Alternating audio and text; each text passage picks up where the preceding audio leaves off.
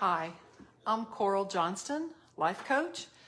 Tonight we're going to talk about how to listen and make people feel understood. We all, I'm sure, feel pretty certain that we can listen to people, and indeed we can. It's a normal, everyday human activity.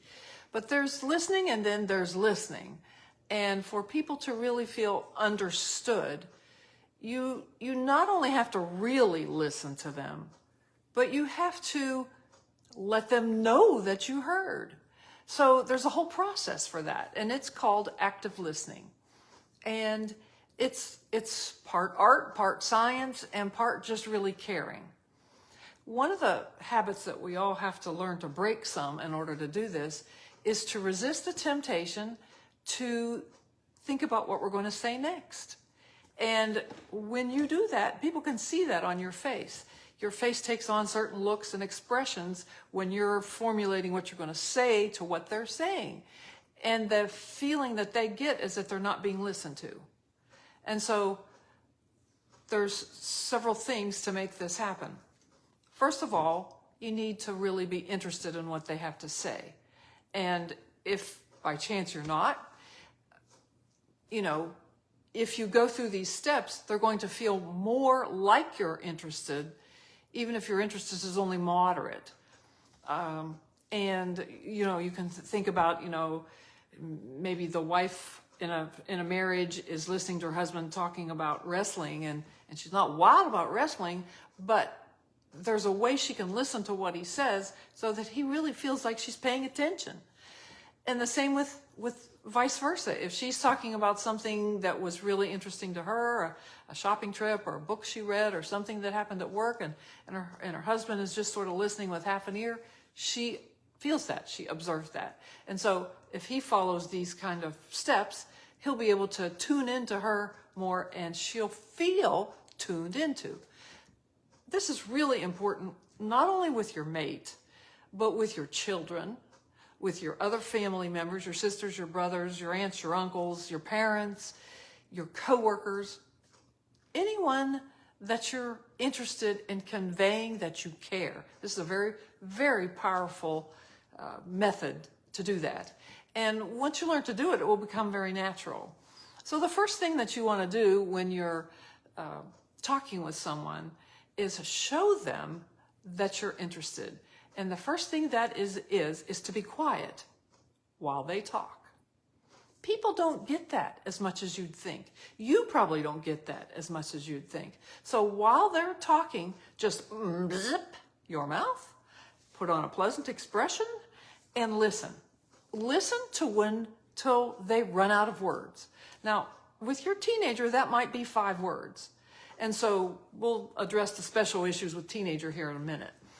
But if you're dealing with an adult or a smaller child, let them talk until they run out of words. And then while you're listening, you're not just sitting there like this. You're leaning forward, you're looking them in the face, you're watching them talk, and you're listening to their words. And when they pause, you don't pick up the conversation and go somewhere else. When they pause, you say, I heard you say blah, blah, blah. Are you saying that when you got off the school bus, Johnny bonked you over the head with his lunchbox? Because if that's what they told you and you repeat it back in your own words, they truly know you were paying attention. And that's the point of this. At first, your family will tease you and say, you're repeating everything I say. Well, you're really not trying to repeat what they're saying. You're maybe trying to summarize it. You're trying to say something back that they said that shows you were listening. So, when you come to a counselor, a life coach, a therapist, they're experts at this. And so if you've ever been to that kind of person, pay attention when they do this, because you can learn a lot. This is a way of giving back to people that's really, really powerful. This is relationship building. So you want to give the feedback of what I hear you saying, or you are saying, or what I hear, and then repeat some of it. There's a trick to that, see? In order for you to do that, you have to listen. In order for you to repeat it back, You have got to listen to what they say. So while you're listening, it's really important that you withhold and defer judgment. You know, and sometimes with your kids, this is especially hard, or with anybody that approaches you with something controversial to your way of thinking. But it's really key. If you want people to talk to you more, if you want to hear from them more, you've got to take this little judge that sits up here on the side. Maybe there's one over here too. Maybe there's two little judges. Put them out here. The person that's talking to you does not need to be judged. And they can tell you some pretty scandalous things once you start to try to withhold judgment. Because people crave being heard without judgment.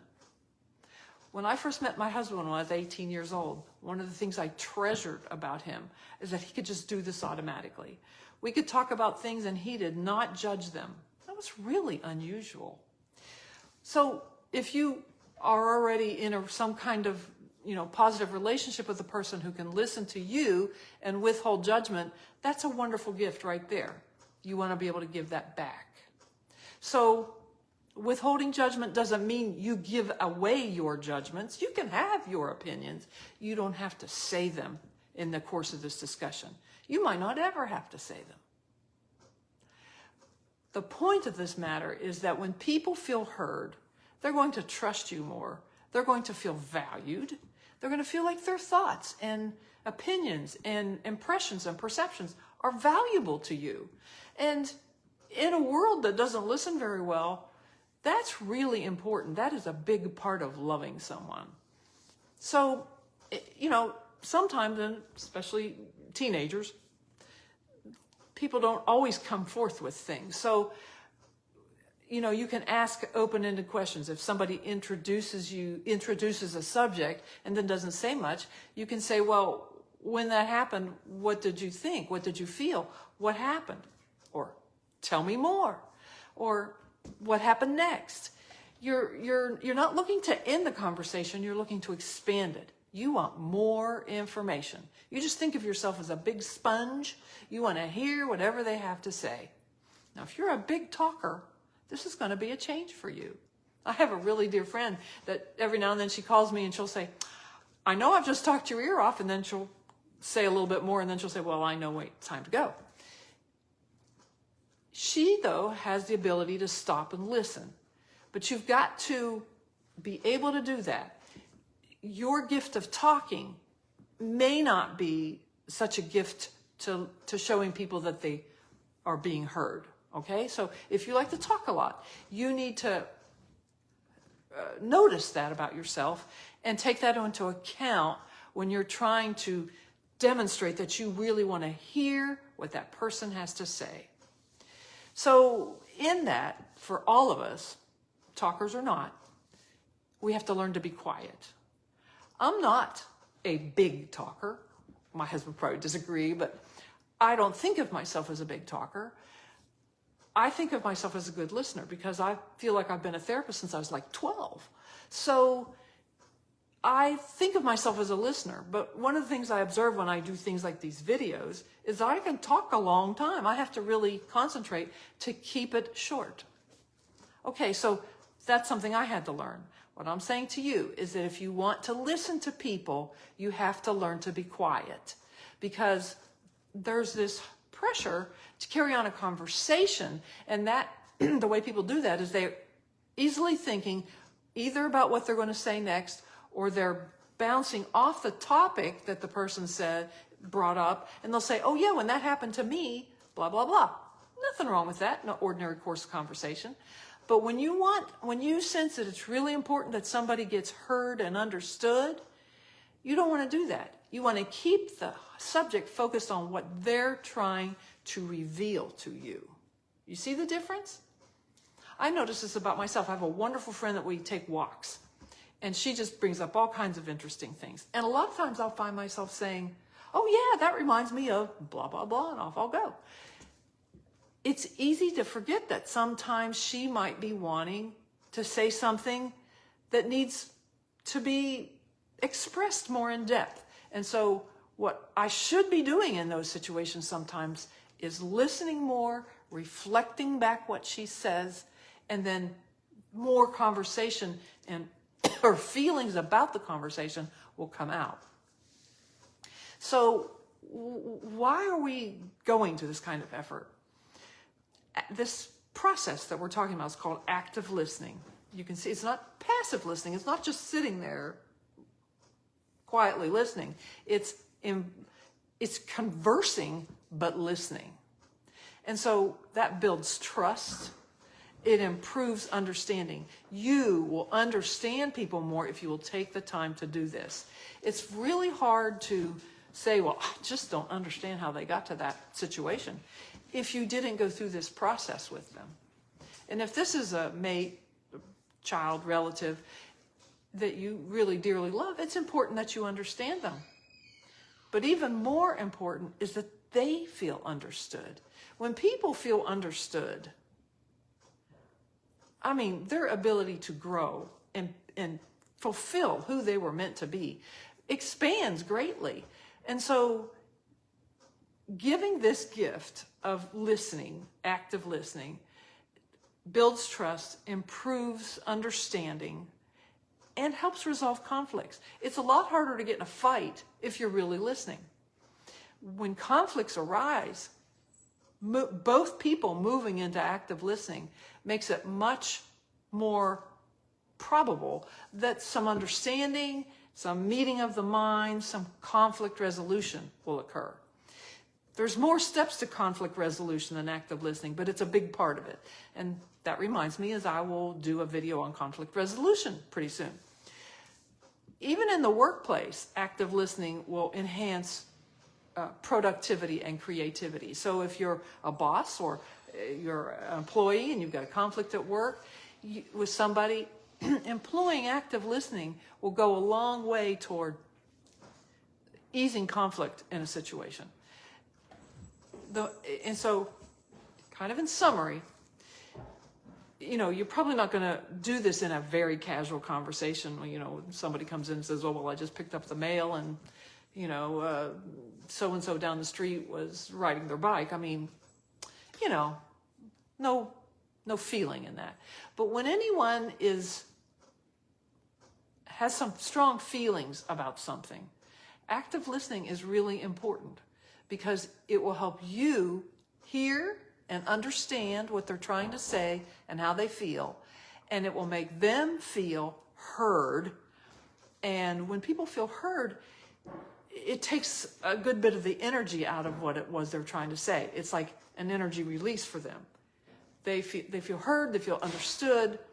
They'll learn something usually from themselves that they were kind of expounding on, ranting on, emoting about, feeling strongly about something. If my daughter would come in and say, well, so-and-so did this, or so-and-so said this to me, and, and then she starts boo-hooing, and that's the time for me to active listen.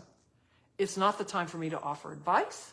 It's not the time for me to do much of anything, but listen and clarify what she's saying. And that's what this form of listening does. Now, it's not the only communication skill you need, and you can tell your family and friends that you're practicing it once you start it. You might want to listen to the video a time or two if you've got questions about it, or ask me questions in the comment section. But tell your family that you're trying this skill out. They'll observe you and learn from you, and they'll tease you. "Oh, Dad's saying, I hear you saying again." And you need to be pleased when they say that, because they're really paying attention to the fact that you are trying to listen. So again, this is active listening. It is to help your family and friends feel heard, feel understood, and for you to understand them better, and it builds trust. So I'll look forward to some comments at some time on how you practice this and what your results were. I'd really love to hear that. Thank you.